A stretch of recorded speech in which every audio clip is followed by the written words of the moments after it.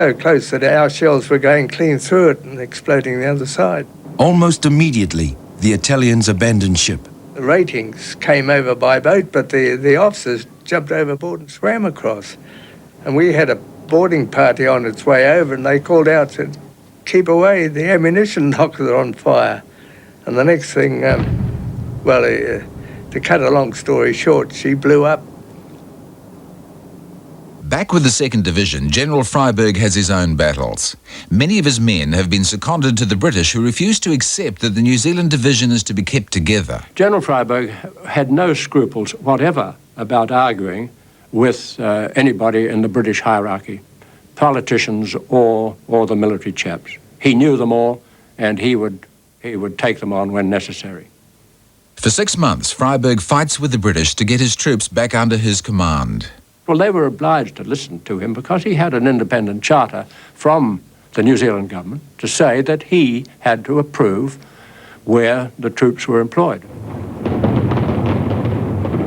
The shadow of the carnage of World War I hangs over Fraser and Freyberg.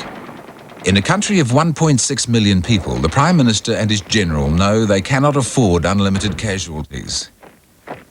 After a year in North Africa, Freyberg is finally able to assemble his division in one place at the beginning of April 1941, the eve of the New Zealanders' first battle. Not in France, as they originally believed, not in North Africa, but in the Balkans, in Greece and Crete, a first blooding the survivors will never forget.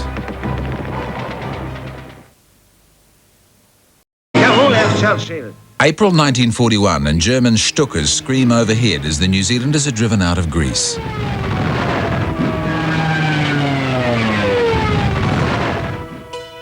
General Freyberg has spent 12 months battling British High Command to get his New Zealand force together.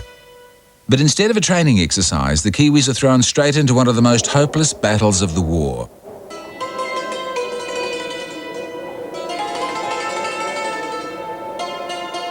And I can remember the Colonel, he called us all around one day and he said, "We'll probably be involved in the most vicious fighting the world has ever known."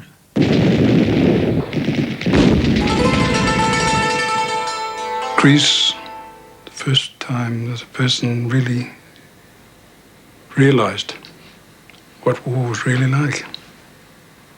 It was no longer a game. Freyberg is looking at Gallipoli too. And his friend Winston Churchill is architect of both disasters.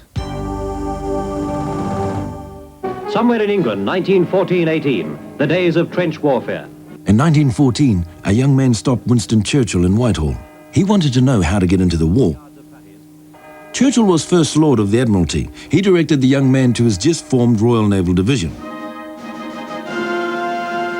In Gallipoli, the Royal Naval Division went ashore in May 1915. 6 days later, less than half their number remained. Freyberg was seriously wounded and evacuated to Egypt. Of the New Zealanders who fought there, almost 3,000 were dead and almost 5,000 wounded. And for Churchill, the disaster cost him his job. The war continued for Freyberg, and on the terrible battlefields of the Somme, he won the Victoria Cross. Years later, Churchill asked Freyberg to show him his many wounds. To his astonishment, he counted 27 scars. And when he wanted a battle commander to hold the island of Crete in the dark days of constant defeat, he thought of Freyberg. Hitler is impatient. He plans to attack the Soviet Union, but first he must secure the south. He deploys 500,000 tough German soldiers to take Greece.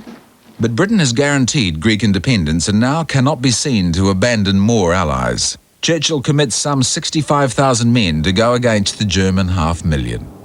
16,500 are New Zealanders. The situation is a grave one. We shall be fighting against heavy odds in a plan that has been ill-conceived and one that violates every principle of military strategy.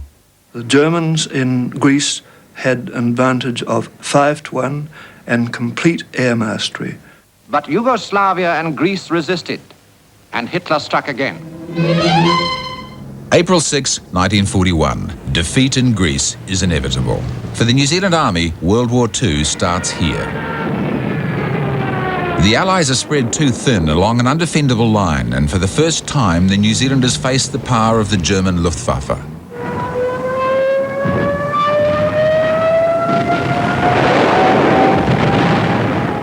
and the German fighters caught us. And of course they shot up all the trucks, and we were just sitting ducks, you know. Never been in action before, didn't know what was happening, didn't know what it was all about. The only thing to do was run. Well, I think strafing was, you felt that it was coming along the road from behind you and it was going to drill you in the back before you knew where you were. Yes, I think that worried me more than the bombing did. Hiding in fields from the bombs and bullets, our soldiers decide RAF stands for Rare as Fairies. Soon they're in full retreat, hotly pursued by the Germans. And the German weapons of the air are new and terrifying. The screaming siren of the Junker 87, or Stuka, probably the best-known German aircraft of World War II. Stuka was short for Sturzkampfflugzeug, meaning dive bomber. The damage that they would do would be not severe, really, but horribly demoralising because they had screamers.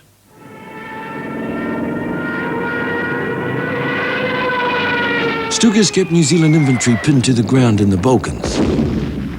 In Greece, General Freiberg lost 9 cars, jumping out just in time. A bully when bombing on the battlefield, the Stuka with a top speed of just 211 miles per hour was easy prey for a real fighter like the Spitfire or Hurricane.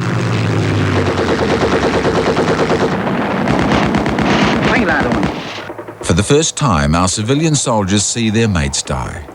All you could do was you could go to them and lay them down and walk on and leave, walk away and leave them. No time or anything else to bury them. All the training in the world can never train you for your first sight of death on the battlefield. I don't think any training, it might make you stand up to it better, but I don't think it can prepare you adequately for what you see. Sir Archibald Wavell, head of Middle East Command, decides to evacuate Greece. In places, the Allies stand their ground in fierce rearguard actions. The New Zealand Infantry Battalion, 21st in front of us, retreated first because they'd been fighting for 4 days. And the Australians on the left, their whole brigade pulled out. And we were left there, the 26th Battery, as a kind of a suicide mission. We had, against our 500 or 600, we had 17,000 Germans, plus the Air Force. At Olympus Pass, the New Zealand 5th Brigade under Brigadier James Hargest holds up the 2nd Panzer Division for 3 days. April 1941. On April 24, as the retreat continues, the Greek government surrenders to the Germans and the Royal Navy begins evacuating Allied troops from various Greek ports.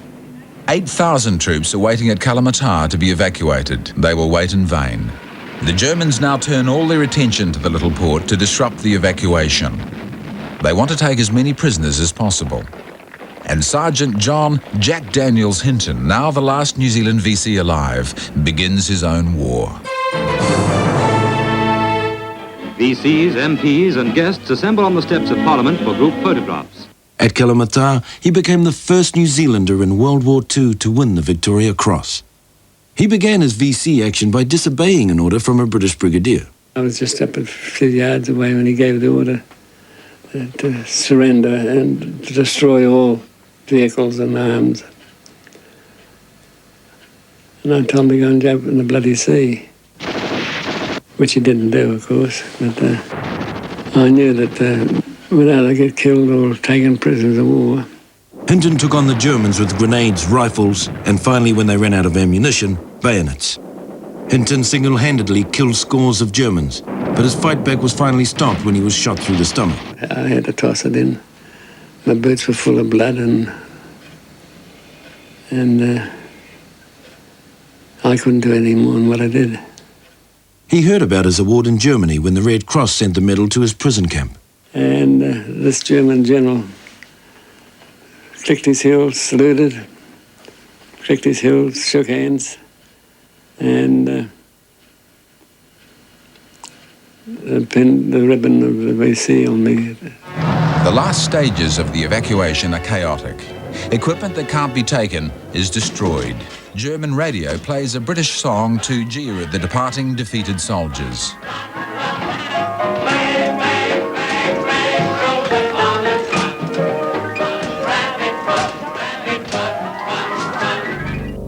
261 New Zealanders are dead, 387 wounded, and 1,856 are prisoners of war. 3 times the number taken prisoner during the First World War. Even the ships evacuating the men from Greece cannot escape the German air attacks. Then over came the Sturkers. The first lot missed us, but landed pretty close. Blew us out quite a number of feet. The next lot came in, the screamers going, oh, the noise. But I'd always remember, as long as they live, a Maori chap up the bridge, pretty full with a bottle of brandy or something, 20 to 1, the bastards miss us, 20 to 1. And I saw bombs, the only time I've seen the bombs in the air go past my nose.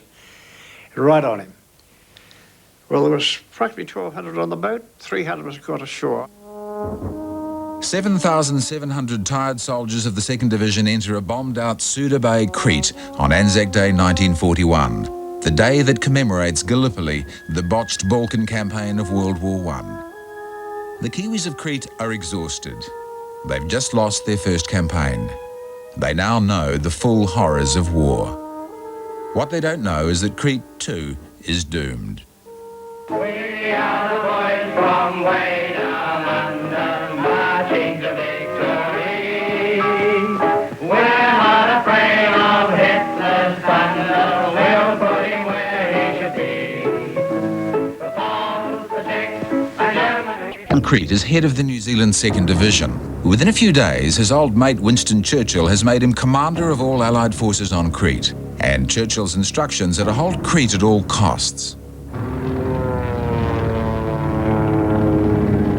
We were peacetime soldiers, and we just joined up because of patriotism, because of concern.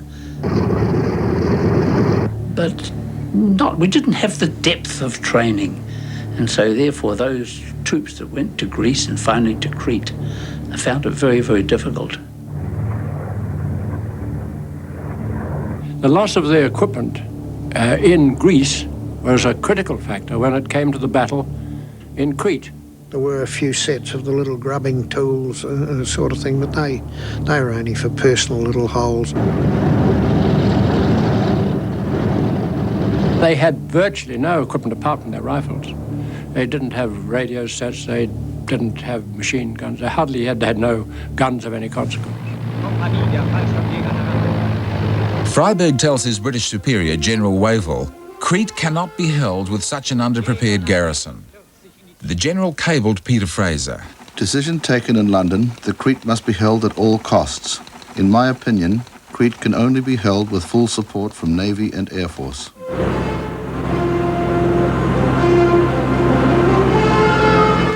Fraser cabled Churchill immediately. In the opinion of the New Zealand government, either the troops should be supplied with adequate means to defend the island, or the decision to hold it at all costs should be considered. Churchill remains unmoved. Freyberg must hold Crete.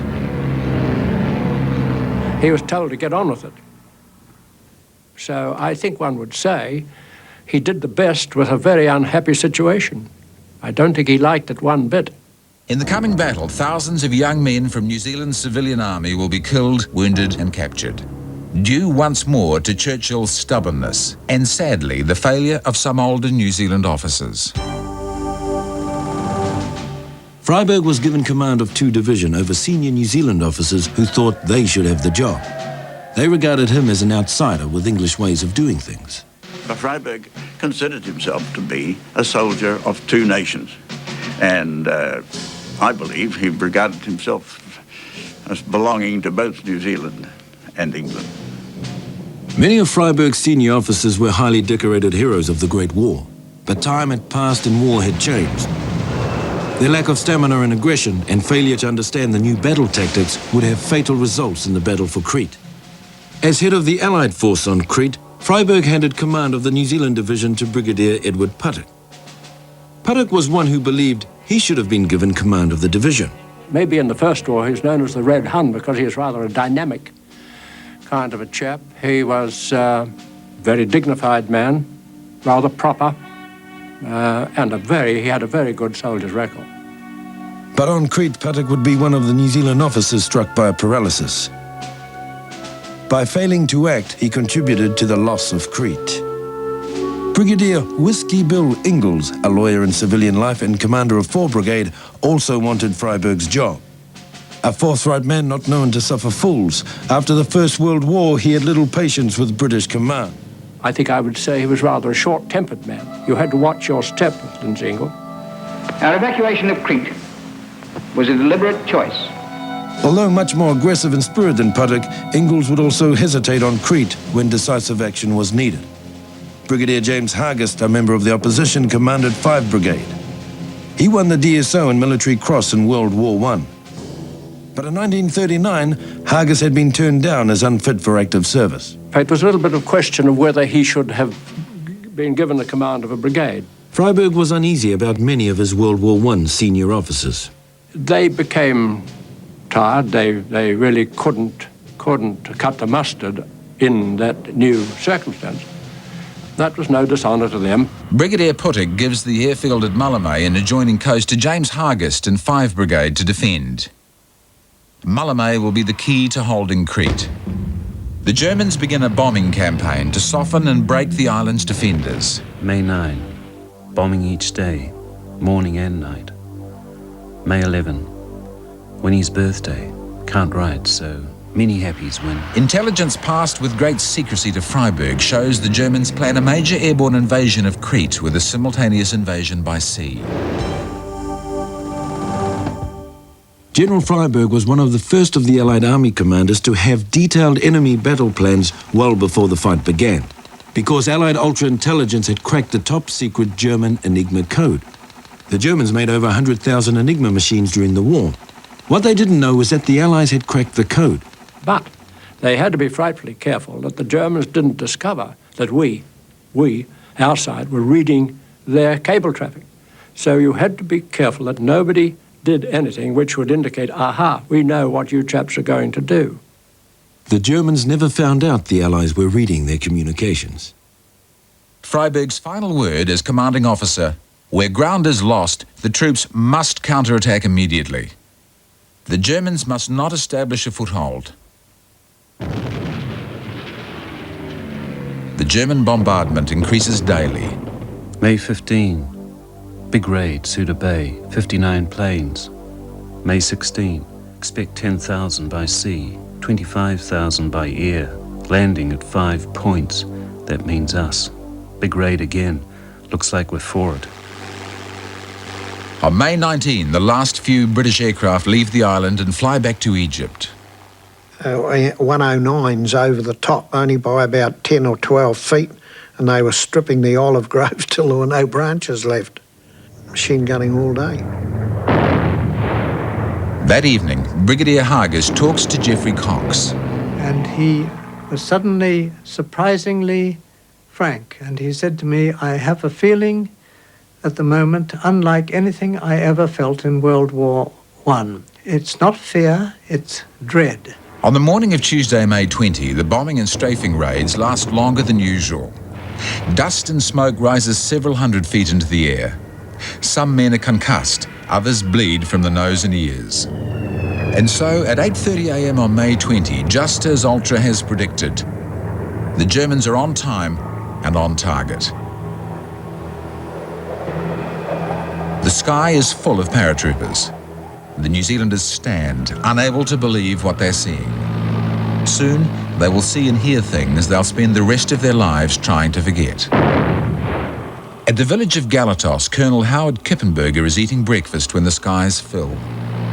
Almost overhead were 4 gliders, the first we had ever seen. In their silence, inexpressibly menacing and frightening. They were that low that we could see them screwing up their face as they were being pushed out of the plane.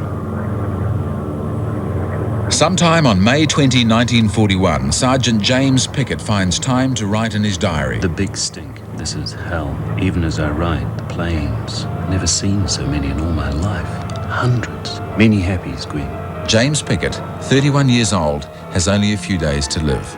There was no battle like Crete. It was 10 days that the actual battle lasted. But it was a battle where no quarter was given by either side. Losses will be high. But in the blood and dust and final disorder, the division will add 2 more VCs to its tally. The parachutists came up down on top of us, and there was no use of thinking of surrender or anything like that, for the simple reason that if anybody had their arms up or hands up, would have made no difference whatsoever. The battle was a really vicious one.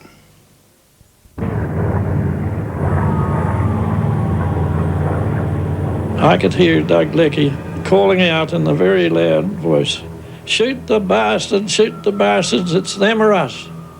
And that's when we knew the war had started. And so the killing begins. We had on the ground far more men than they anticipated, and so skillful had our camouflaging been that the Germans dropped their parachutists right into the middle of where we were, and they were massacred. For the first time, we got used to firing at people. I can remember Colonel Gray, and he was taking a movie of these parachutists jumping out of the planes, and I can remember him saying, "Oh, well, let's get on with the war." And he handed his camera to his batman or someone, and he picked up a rifle and carried on shooting at him. The soldiers of the 2nd Division had their first experience of fear and killing in Greece and Crete. They can all still remember the first time.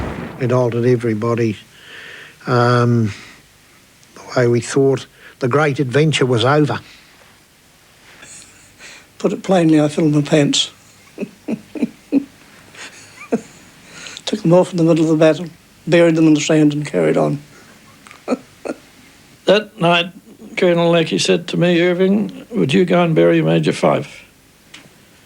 Well, I'd buried a lot of dead sheep on farms when I was a kid, but it was a big shock to bury a person so good. Anyway, I did it, and it changed my thoughts of the whole war. I'm going to do as many as I can. Malmö Airfield is the key. Its defence will depend on who controls Hill 107, which overlooks the airfield. 2,500 German paratroopers drop on Malmö that first morning, and the blanket bombing on the New Zealanders continues. We really did get shaken up there, and one man that I know of who was mentally upset by this went off into a creek bed not far away and died without a sign of a wound. He, I think, died of fright. They were bombing and strafing, and Hill 107 was just a dust bowl. Colonel Leslie Andrew, Old February, a regular soldier and winner of the Victoria Cross in World War I, commands the 22nd Battalion that defends the airfield. His HQ is on Hill 107. He was a disciplinarian. He was fairly tough, but a very brave man.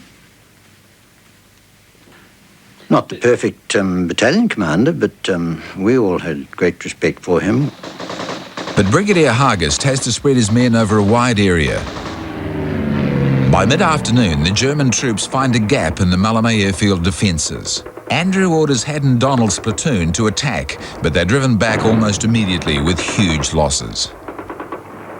Colonel Andrew requests support from Brigadier Hargest and is told the other battalions are too busy. If one of the battalions had been organised by brigade headquarters to do a counterattack on that first evening, it could have been successful. Communications have broken down. Colonel Andrew, believing his men lost and without support, makes a fatal decision. He withdraws from Hill 107. And he came back to the 23rd area, and I was standing right beside Colonel Leckie when Colonel Andrews said, "Doug, I've lost my whole battalion."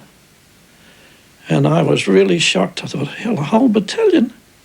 I think one can say that in the circumstances, Brigadier Hargest put his headquarters too far back. I don't think he appreciated just how bad the communication thing was going to be once the battle was joined and the whole place was swamped by parachutes. The Germans have also been badly mauled. That first day, 10,000 Germans land on Crete. By night, only 6,000 are still in action. They were lying so thick on the ground round battalion headquarters, you had to walk round them or step over them. But the Germans have gained a foothold on Malmö. Ignoring Freiberg's express orders to counterattack immediately, Patek, Hagest and his battalion commanders failed to organise anything for 2 days. Too late. Day after day, the bombers returned. May 22, talk about nerve-wracking, same as yesterday. May 23, this is the 4th day. How long will it keep up? We realised that the counterattack had failed, and from force headquarters we could see the German aircraft coming in every 3 minutes, one aircraft after another, landing on Malmö airfield, dropping off their troops, taking off again. And once Malmö is lost, Crete is lost. But the men don't realise that yet. May 24, counterattack, no sleep, laid down at 4:20, no luck. Too much noise. Had a talk with God and feel much better. May 25.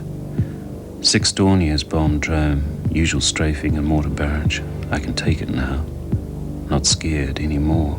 Many happies, Annette. Sergeant James Pickett, born in Waihi, insurance agent of Auckland, is posted killed in action that same day, May 25, 1941. At Galatos, Colonel Howard Kippenberger organises a counterattack as night falls. Word spreads and soldiers arrive from everywhere. Under Kippenberger's battle cry, "Stand for New Zealand," this counterattack is an act of desperation and great courage. Some extraordinary emotion overtook that attack, and people went in shouting their school harkers, shouting war cries. Machine gun fired, almost continuous, hand grenades going off, people yelling and screaming. And they stormed into this village and threw the Germans out, although the Germans were in much greater numbers. He kept yelling out, "Ruck, forwards, ruck." So they were in. And there was the most bitter hand-to-hand fighting in the village itself. And the next day, the village had to be vacated because the whole line was pulling back. Howard Kippenberger was awarded the Distinguished Service Order for his counterattack at Galatos. Among the men he led were 2 more legendary heroes. The 2nd Division collected 2 Victoria Crosses on Crete. Lieutenant Charles Upham and Sergeant Clive Holm earned their VCs in many of the same places, with the odds greatly against them.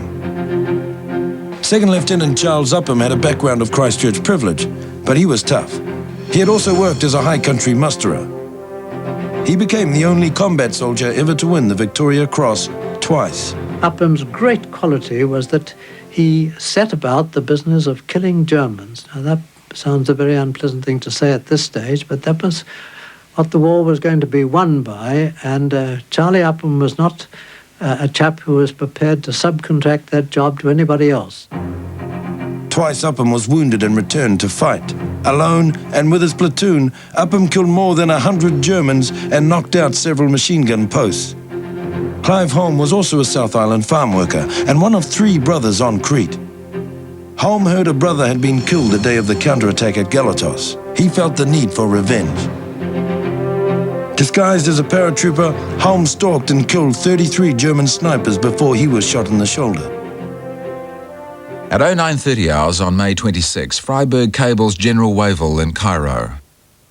From a military point of view, our position is hopeless. The difficulties of extracting this force in full are now insuperable.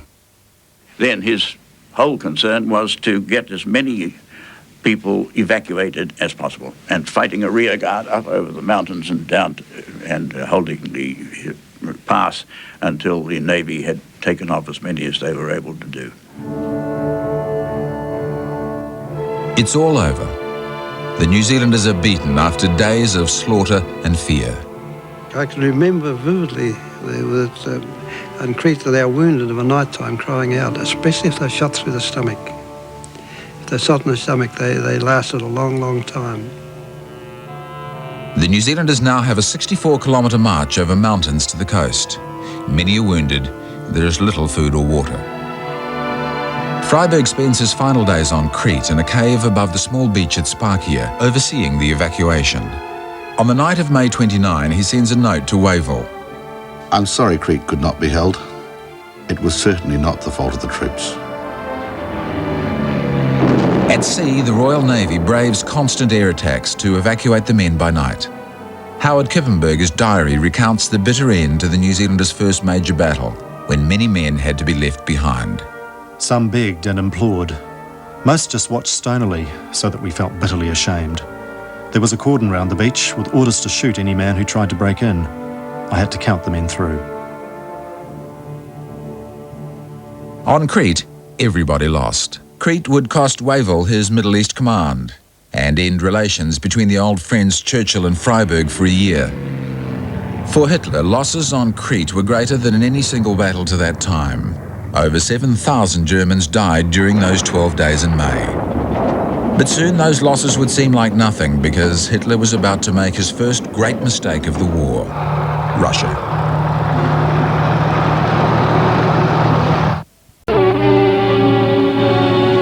"11,000 men were taken off Crete, but more than 6,000 had to be left behind to become prisoners. Among them were 2,217 New Zealanders. 671 were dead and almost 1,500 wounded.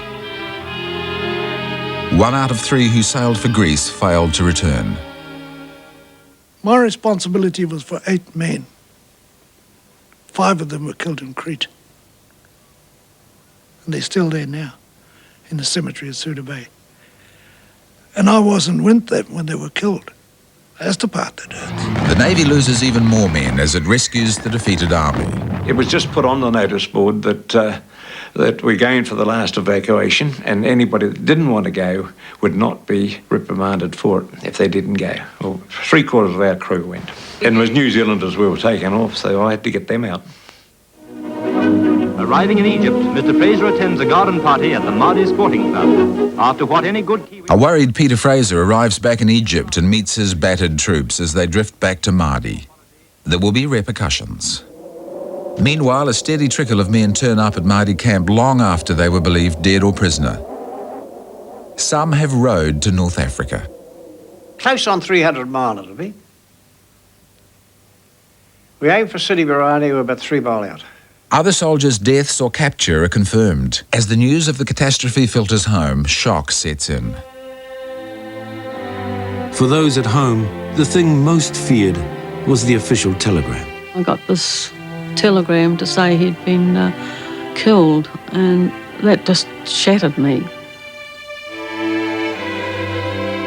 Every week there'd be these photos of the dead and missing, lovely photos of all these boys dead and missing. There'd be pages of them. They would come up to the office and call the person concerned into one of the little private consulting rooms and have to break the news that their husbands were dead or missing.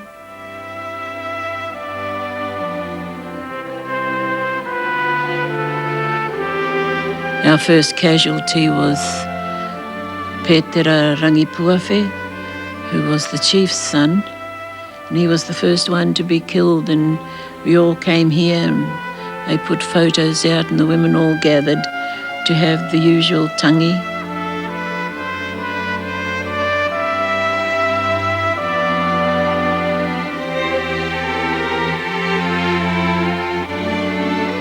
The houses of grief were very odd. As I said, they were spooky. They frightened us as children. They were intimidating in their grief. There was an overwhelming vacancy of the body. So we avoided them. Churchill immediately orders a military inquiry into Crete. The Allies have had 3 defeats in a row. Now Churchill wants to deflect the blame, and Whiskey Bill Ingalls provides him with scapegoats.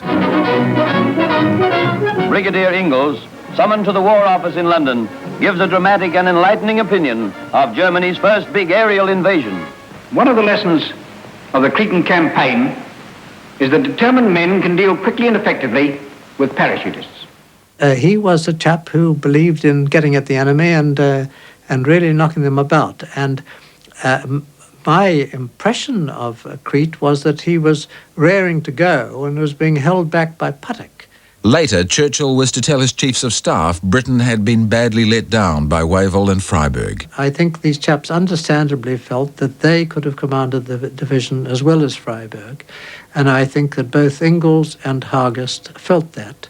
And there is some evidence that Ingalls did Freiburg considerable harm by saying all this to Churchill.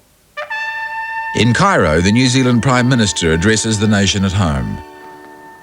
The New Zealanders, Maori and European alike, have faced tremendous odds with great courage. Their endurance, their repeated proofs of an unconquerable spirit, their sufferings, their sacrifices will not be in vain. But Fraser has started his own investigation into the division's crippling losses. He meets every ship and talks to the soldiers as they come ashore. Brigadier Hargest also goes to see Fraser immediately on his return. Hargest is highly critical of Wavell and Freiburg in Greece and Crete. Fraser now has serious doubts about his choice of Freiburg to lead the division. These months are the lowest point in their relationship. But before the end of the year, Fraser reconfirms Freiburg as the division's commander. That tie between those two was a very important contribution, I think, to our history on the military side. Fraser was very direct with Freiburg. He informed him that in future, if there was any difficulty over the scale of the operation or anything connected with the operation, he was to report immediately to him. He also had the right to refuse the use of the division. Freiburg will have the longest unbroken service by a World War II British Commonwealth senior officer in operational command. Following victories in Europe, fascism began to prepare for its decisive war. Hitler's generals worked out the Barbarossa plan. While the Allies debate Crete, in the east, Hitler finally turns to face his real enemy. On June 22, 1941, Hitler invades Russia. Operation Barbarossa has begun. The scale of the clashes between these vast armies will dwarf all other battles of the war.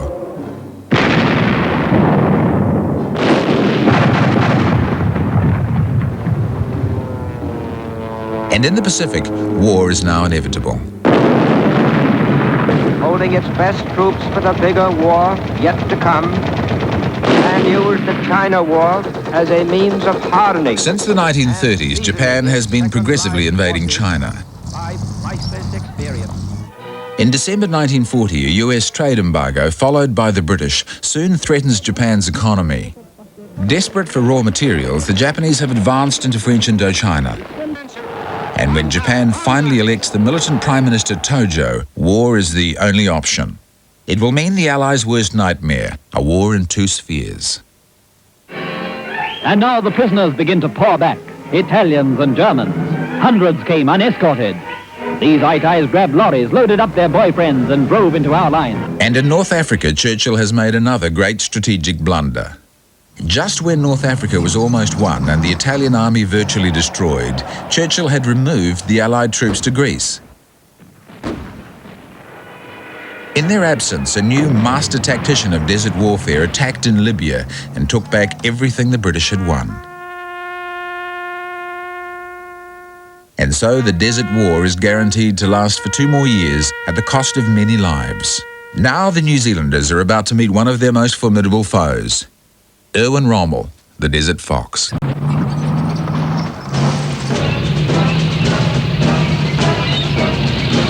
In October 1941, the division returns to battle, this time in the Western Desert. It was great open spaces, and for anybody who sort of thought about military tactics, what a wonderful place to fight a war. It was just like two people in a boxing ring. No one was interfering. Rommel and his Axis forces are rattling at the back door to Egypt. If Britain is defeated, she risks losing one of her main fuel sources, the Middle East oil fields. For the next 18 months, the two armies chase back and forth along the coast of North Africa. Their foot soldiers call it the Benghazi Stakes. And more New Zealanders will die in Operation Crusader than any other battle of the war.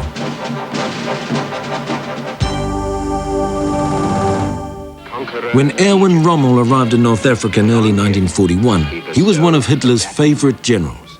He led the most successful Panzer division in France from the Belgian border to Cherbourg in 40 days. He was a master of armoured mobile warfare. General Freyberg probably regarded Rommel as a bit of an autocrat. I don't think he respected him as a great tactical leader. The thing is that Rommel, of course, liked leading from the front, even more than I think than General Freyberg did. Rommel's troops soon nicknamed him Marshal Fords. At the end of the Balkans campaign, Freyberg's men were badly in need of time out. He said, you can't treat a man like a butler and expect him to fight like a lion. The general wrote reassuringly to Peter Fraser. The men after you left were tired. Those who looked the worse for wear were sent for a week's complete rest to the sea. It had a wonderful result, and they came back like new men. Over the next 6 months, the division was returned to full strength. They were issued with new weapons, equipment and vehicles. We did a lot of manoeuvring and training using desert tactics, getting used to the desert for a while. And when they weren't training, there was time off. Cairo and other towns became very familiar to the men during the years the division's base was El Mahdi Camp. Now you know where Mabel's Christmas necklace really came from.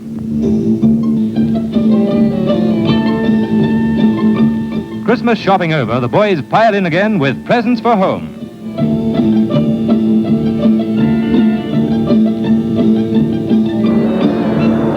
Meanwhile, the men were getting used to life in the desert, the heat, the sand, the dust, and more. And he had to put up with conditions like flies and that sort of thing, which followed the army around. You kill a fly, you get it to smell like a corpse.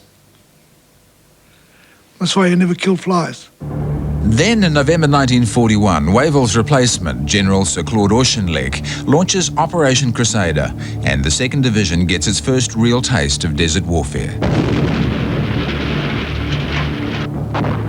The Crusader campaign will last 61 days. The aim is to relieve the Australian and British troops under siege from Rommel in the nearby port of Tobruk. Dawn, November 19, 1941. The great advance is underway. It is the first time the entire New Zealand division of 20,000 men and all their supporting units have gone into action together.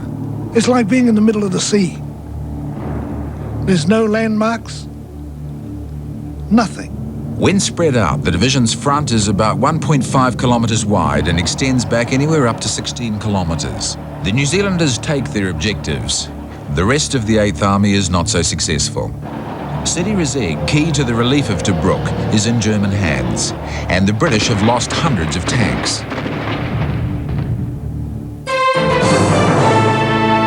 The finest artillery piece to come out of the war was the German 88. The mighty 88 was boss of the battlefield. Curiously, this fast-firing 88mm artillery piece was developed originally as an anti-aircraft gun. But the Germans found it could also punch a supersonic shell through any tank used in the Desert War. They were supersonic. So if you heard them, they'd gone. If you didn't hear them, too bad. You would hear the bang of the explosion and the whoo of the shell trace in that order. They frightened Christ out of you. Out of me, anyway. Rommel now saw a chance to cut the 8th Army's supply lines. Leaving his infantry, his tanks charged towards the Egyptian border. Having failed to reach Tobruk, the British are talking of calling off Crusader and withdrawing to Egypt. And Freyberg argued very strongly with the Corps commander that this should not happen. In the next phase of the battle, Freyberg's men attack where the British armour had failed, the rocky high ground of Sidi Rezegh and Belhamid, the key to winning Tobruk. And we drove forward to Sidi Rezegh in an action of such boldness that it was the kind of action that Rommel himself would have taken.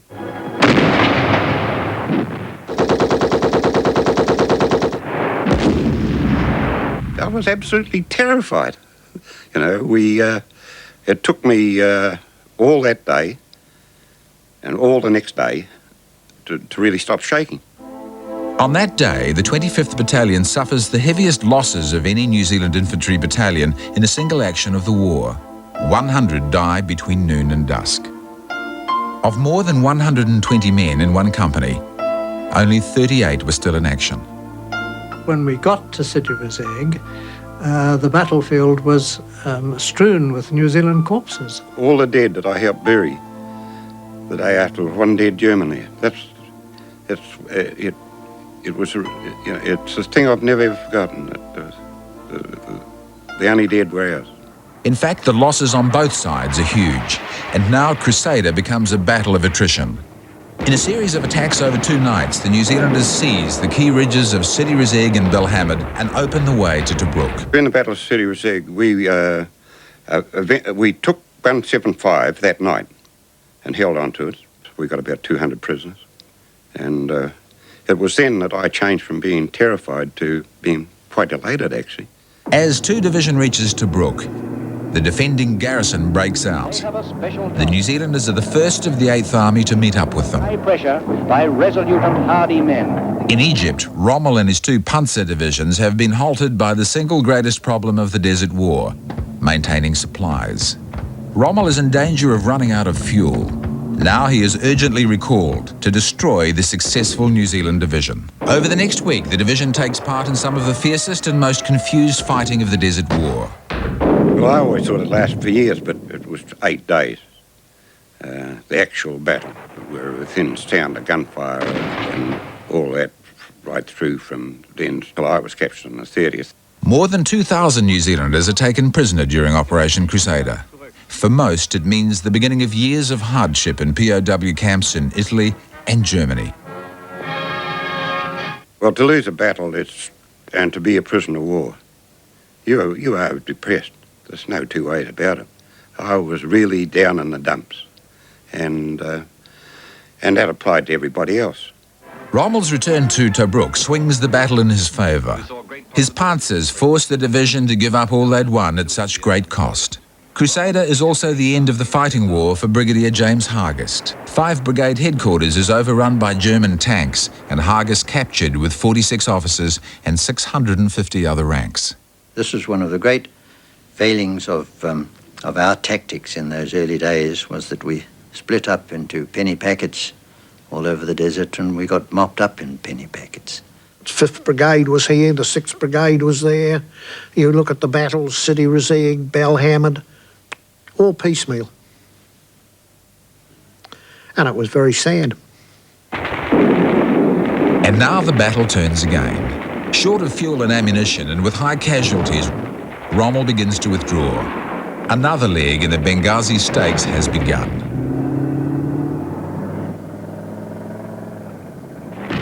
The New Zealanders suffer huge casualties, 880 killed, 1,700 wounded, and 2,040 taken prisoner. And they're bitter about the failure of British armour to back up the division's infantry when it is needed. Yet there is none of the sense of defeat felt after Greece and Crete.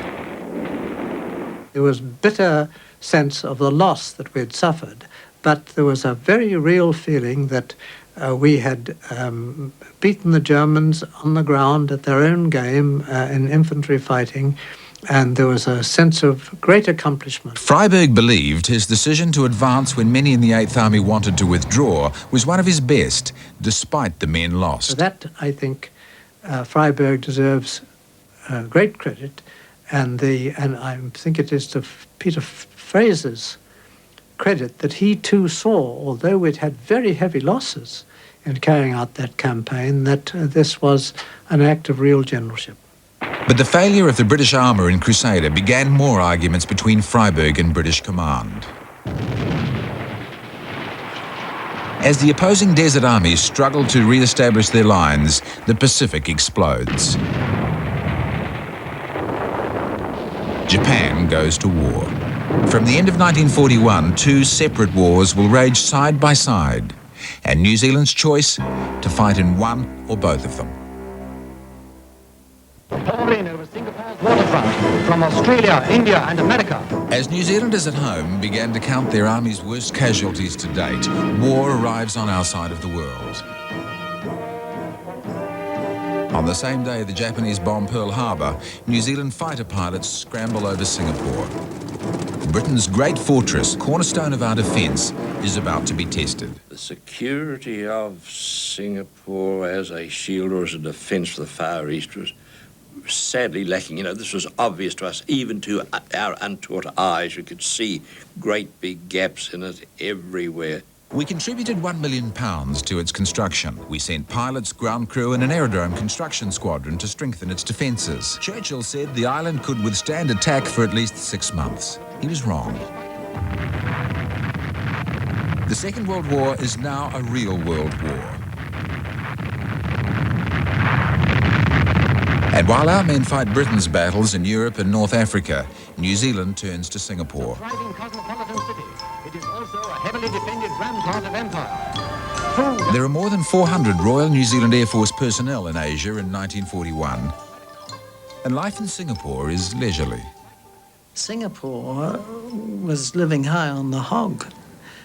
People used to go down to Raffles Hotel. They had a wonderful life. Nobody seemed to expect that there would be Japanese who would come into the war. The pilots of the 3 fighter squadrons are almost all New Zealanders. 488 Squadron was the first fighter squadron to be formed in the RNZAF and the first to leave New Zealand. The only pilots with fighting experience are its officers, all ex-Battle of Britain fighters. And the idea was that this Squadron 488 would do further training in Malaya, then proceed to the Middle East and ultimately would go to England because of the fact that it was an all-New Zealand squadron. So that's how we got to Singapore. We never got out of it.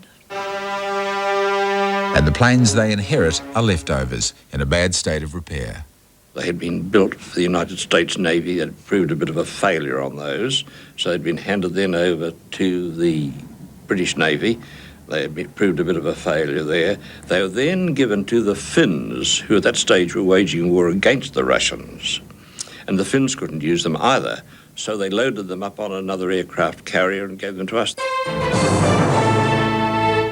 The Brewster Buffalo, also known as the Flying Peanut, was solid and sturdy, but completely outclassed by the Japanese Zero.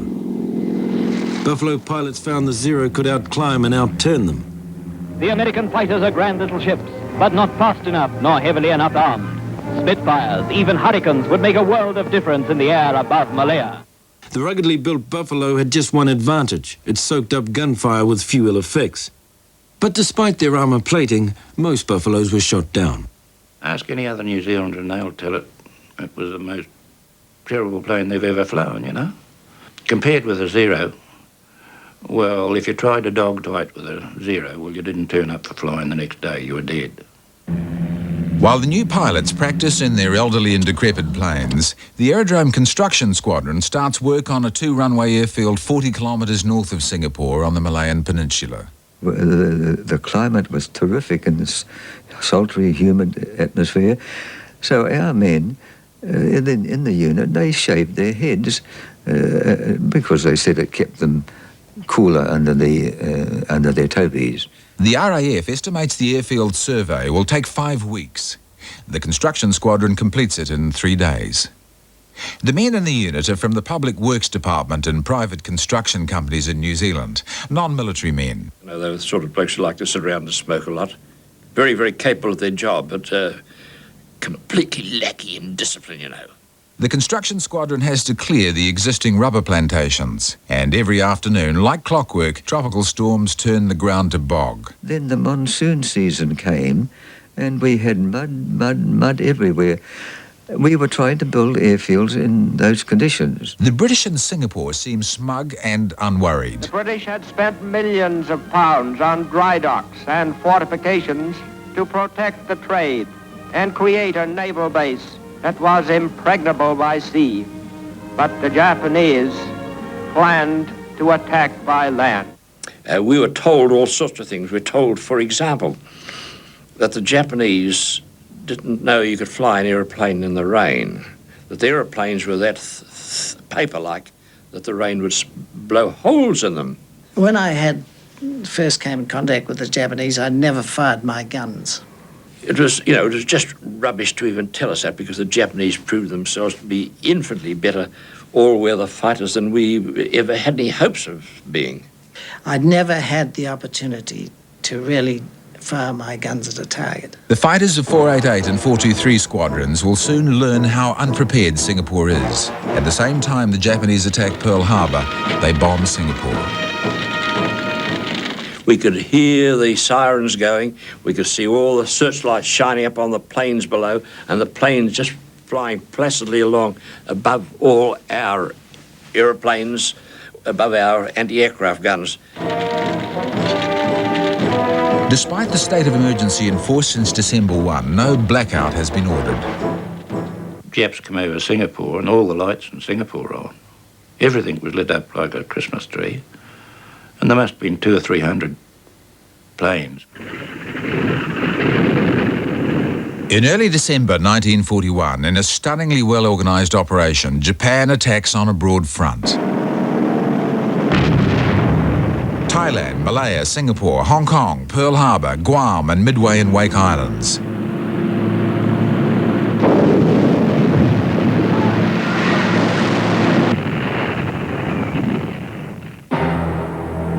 At home, New Zealand declares war with Japan on December 8, 1941. 2 days later, New Zealand and the whole British Empire is shaken.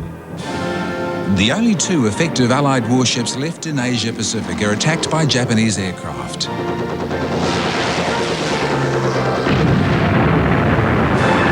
The HMS Prince of Wales and the HMS Repulse are sunk off the Malayan coast. We might have been the first planes over the Prince of Wales and Repulse. And all you could see was a little bit of bow sticking up, and they couldn't see anything of the others, a few bodies. What happened to them was what deserved to happen. Captain Philp was asked if he would please keep close to the Malayan shore so that we could give him some air cover. He said, the day that I need air cover for my ships will be a day they have to put square wheels on motor cars. But what the Japs did was torpedo them straight up the stern, you see, and stop the propellers and then got them as they felt like it. There are 6 New Zealanders on the Repulse and Prince of Wales. 2 of them go down with their ships. And that's when Auckland in particular and the rest of New Zealand to an extent started to get the breeze up vertically. Everyone came out onto the streets and all talking in sort of low whispers, and I, as a kid at that stage, I was not quite 10, and you could tell there was something very, very bad news going on at the time. Britain, the greatest sea power, has lost 2 of her best ships in less than half an hour. It is a sign of what is to come. Although we didn't realise then, the sinking of the Prince of Wales and Repulse signals the end of Britain's Asian empire. And as the second year of the war ends, New Zealand receives one more blow.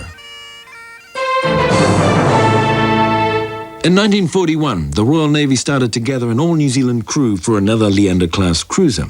The HMS Neptune, 7,175 tons, speed 32.5 knots. There were already New Zealand ratings on board when the Neptune joined the Allied fleet in the Mediterranean. They bombed the coast of Libya in the lead-up to Operation Crusader. In mid-December, Neptune sailed at speed to intercept an enemy convoy. Contrary to usual practice, the cruiser Neptune was leading. Why, I will never know that they were in review instead of battle formation.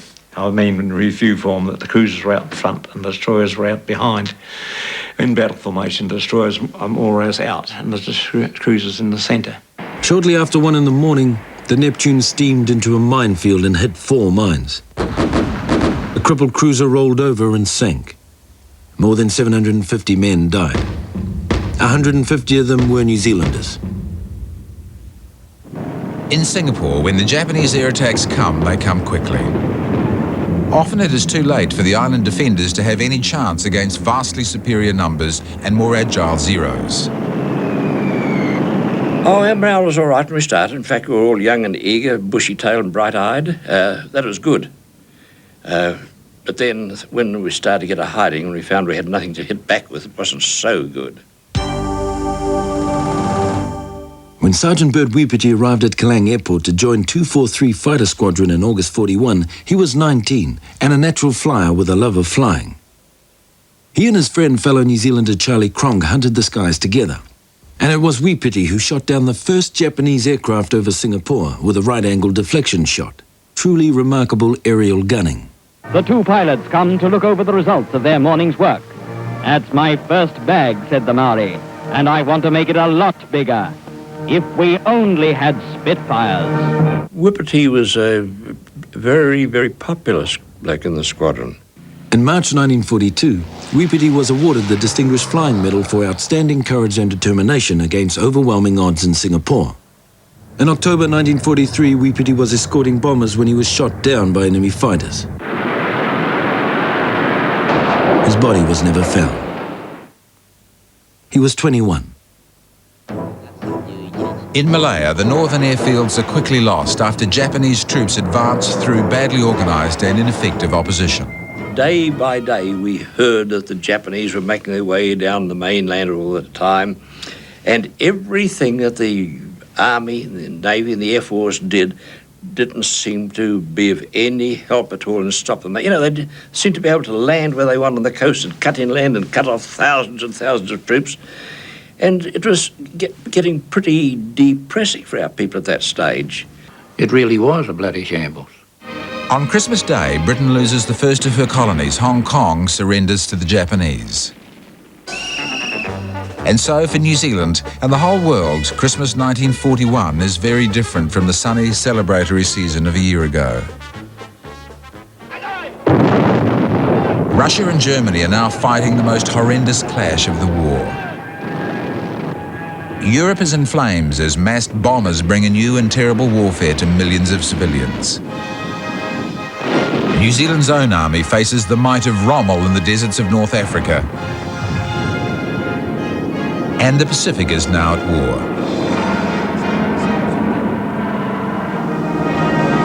With America caught off guard, the Japanese advance unopposed down the Pacific. Our new national hymn, God Defend New Zealand, suddenly seems very appropriate.